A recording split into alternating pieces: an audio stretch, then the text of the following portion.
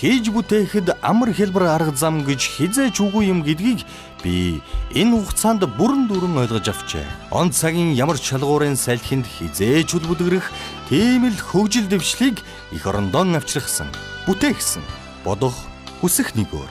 Харин хоёргүй сэтгэлээр нүдэнд үзэгдэж, гарт баригдах, ирээдүй харагдах тийм л бодит боломжийг, зөв шийдлийг би олж харсан. Одоо дуусгамаар үр дүнг нь хармаар байна. Улсын хурлын 3 дугаар тойрогт ардчсан намаас нэр дэвшигч Дулам Сүрэнгийн Дорж Пүрэв. За би Бадрангуй огт Дулам Сүрэнгийн Дорж Пүрэв гэдэг хүн. 1973 онд төрсөн. Төв аймгийн нутаг дэвсгэр Эрдэнэ суманд эмээгэндээ төрсөн гэж одоо минь хууччул хэлдэг. Төв аймгийн үнэхээр их сайхан нутаг. Монгол улсынхаа зүрхэн тушаа газар байрлсан Монгол улсынхаа төвцийг гэд хэлэхэд Төв аймгийн талаар ярьж магтах зүйл маш их байд юм аа. Улсын хурлын 3 дугаар тойрогт ардчсан намаас нэр дэвшигч Дулам Сүрэнгийн Дорж Пүрэв. Би өөрөө охин дүүтэй айлын ер нь бол 6 дахь хүүхэд. Дээрээ 2 ахтай, 3 эгчтэй. Олоолаа байхын нэг сайхан тал бол ямар ч хоол байсан их амархан дуусдаг. Амттай байна, амтгүй байна гэж хэл ам гардаггүй. Тийм байсан. Тэгээд ч тэр социализмын үед ер нь ам чанартай зүйл чинь баярын өдрүүдэд л гарч ирдэг байсан болохоор тэр үед нь л зориулж ээж нь бас нэг мөнгө төгрөгөө хурааж хоримтлуулдаг. Тэгээд хүүхдүүдэд баярлуулах гэж их л хичээдэг байсан да. Миний ээж сайхан буурай би. Ядчил хоол унд инээ тэрэ газар ялгалаа ийм тийм гэж цамаан зан гаргахгүй. Эргээд тэрнийхээ үр дүнд хинтээ ч гэсэн яриа хөрөө үүсгэж чаддаг. Ийм сайхан нийтч болдог. Би өөрийнхөө хүүхдүүдийг бас дотор гэдсэж байсан хамаагүй идэж суур. Ер нь бол хоолыг голно гэдэг бол нэг тийм сайхан чанар биш шүү гэж хүүхдүүдэд хэлдэг. Гэрийн хамаг ажил, өөр хүүхдийн маань хүмүүжил миний ажлын ар болж явдаг. Ер нь зүгээр надаас илүү их ажилтай хүн бол миний хань да. Зүтгэлийн эхэнд үнэ, сэтгэлийн төвд нутаг. Улсын хурлын 3 дугаар тойрогт ардчсан намаас нэр дэвшигч Дулам Сүрэнгийн Дорж Пүрэв. За аавынхаа тухайд яхад миний аав хүний ихэмч хүн байсан. Бага ангид байхад маань бас эрт өнгөрсөн болохоор заримдаа аавтайгаа удаан байж чадаагүйтэй бол харамсдаг. 93 он санагддаг. Аав минь тухай нэг үнэн сонин дээр нийтлэл гарсан байдаг. Тэрэн дээр хүмүүс одоо бид нар ингээ хэлмэгдэх гээд зовх гээд хээр хоол хөдөө цөлөгдөх гээд байхад энэ мэргэжлийн өвчнөөс сэргийлэх улсын диспансерын эрдэнэтгээний хэмч Цэрэндаш гэдэг хүн биднийг бас хэлтрүүлж өгч байсан юм буянтай хүн шүү гэж бичсэн тэр түүхийг би одоо болтол мартдаггүй.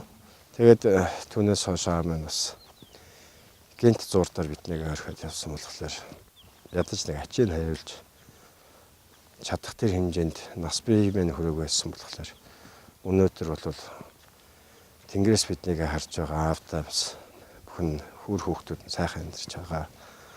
Та бүхний хайч буйнаар бол олондоо нэртэй хүндтэй байх гэж зорж тэмүүлж байгаа шүү гэдгийг хэлмээр байна.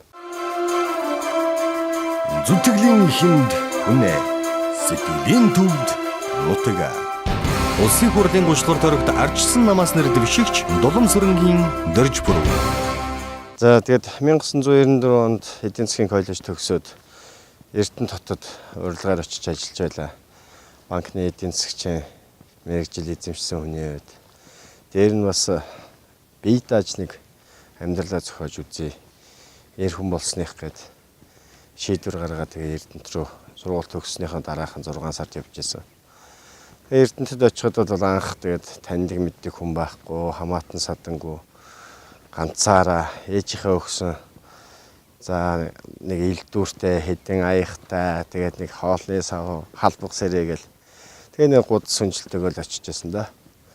Тэгээд хамгийн анхны ажил хөдөлмөрийн гараа маань Эрдэнэт дотоос эхэлсэн. Хамт олон маань сайхан хүлээж авсан. Би ч бас тэгээд хүмүүстэй эв зүгөө олох, тэднэртэйгээ бас учиртай, начиртай байх тал дээр багасаа нэг олонтойгоо өссөн, олонтойгоо зүг байсан болохоор бас тэр тал дээр арай илүү дадалтай байсан юм болоо да. Улсын хурлын 3 дугаар тойрогт ардчилсан намаас нэр дэвшигч Дулам Сүрэнгийн дөрж пүрэв. Амьдралын зам мөр маань өөрөө намайг сонгосон болов уу? Уул нь физикийн хүн, инженерийн чиглэлийн хүн маань эдийн засгийн сургуульд шалгалт өгч тэнцээд тэгээ эдийн засгч болсон түүхтэй.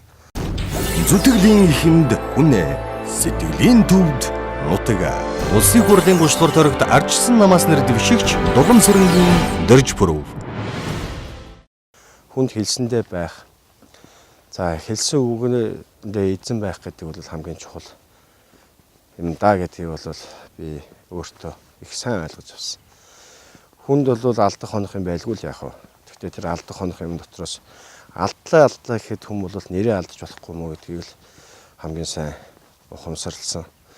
Хэлсэн үгэндээ эзэн байж хийсэн үйлэндээ бат зогсож байхыг сануулсан нэг юм урайтай. Зүтгэлийн эхэнд үнэ, сэтгэлийн төвд нутаг. Улсын хурлын 3 дугаар тойрогт ардчилсан намаас нэр дэвшигч Дулам Сүрэнгийн дөрж пүрэв.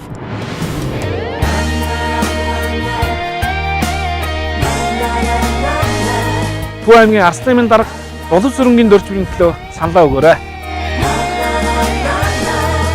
Улсын хурлын 30 дугаар тойрогт ардчилсан намаас нэр дэвшиж байгаа дорж бүрээгээ дэмжин. Яагаад гэвэл нутгийнхаа төлөө сэтгэлтэй, зүтгэлтэй энэ залууг маань иргэд та бүхэн ч гэсэн бас дэмжээрэй. Тийм ээ. Биднэрт ахиулын хийх ажил асар их байгаа шүү. Дахиад бид нар хамтдаа Төв аймгийнхаа хөгжлийн төлөө зүтгэе. Зүтгэлийн эхэнд үнэ, сэтгэлийн төвд нутаг. Улсын хурлын 3 дугаар тойрогт ардчилсан намаас нэр дэвшигч Дулам Сүрэнгийн дөрж пүрэв. Тэгээд 90 онд санагдчих байна да.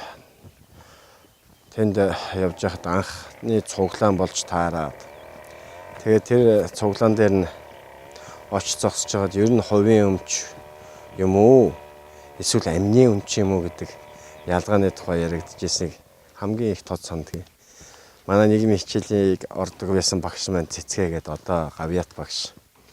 Тэр багш маань нийгмийн ухааны хичээлийг бидэнд ордог. Тэгээд ярихлаар марксизм, ленинизмыг, коммунизмыг, социализмыг ярьдаг. Бид нар ч тэрэнд анх итгэдэг байж. Тэгээд нэг юм сонсцсон хүн чинь нөгөөдхийгээ багшаасаа асууж багштайгаа маргалддаг болоод за цэцгээ өгшин хичээл орлоо. Дөржөө эхлээрэл гэдэг. Би тэнчэнээс нь тэгэл маргааны сэдв болгож одоо ардчлал чинь энэ юм биш үү? Хувийн өмч чинь тэр юм биш үү гэл. Амны өмч гэдэг чинь юу юм? Яг тэр малчид одоо малаа өөрсдөө ингээд өсгөөд тэрүүгээрээ ингээд сайхан амьдарч болдгүй ингээл маргалдаж байсан нэг түүхтэй. Тэгээд олон удаагийн тэр нөгөө үзэл бодлын ялгаанаасаа болж байгаа сүлд нь эвлийн хорон орлогч даргаасаа хосуулж байсан нэг юм түүхтэй. Хүн өөрийн гэсэн юмтай байх, тэнд бас сэтгэлээ шингээх, хөдөлмөрийнхөө үр шимийг амсах гэдэг бол их чухал байсан юм байна гэдгийг тэр үеэс л ойлгосон. Тэгэл тэр үеэс миний улс төрийн гараа хэлсэн болоо да гэж боддгийн. Хийж бүтээхэд амар хэлбэр арга зам гэж хизээч үгүй юм гэдгийг би энэ хугацаанд бүрэн дүүрэн ойлгож авчээ. Он цагийн ямар чалгуурын салхинд хизээч үлбүдгэрэх тийм л хөгжил дэвшлийг их орондоо авчрахсан, бүтээгсэн, бодох, хүсэх нэгөөр. Харин хоёргүй сэтгэлээр нүдэнд үзэгдэж, гарт баригдах, ирээдүй харагдах тийм л бодит боломжийг, зөв шийдлийг би олж харсан. Одоо дуусгамаар үр дүнг нь хармаар байна.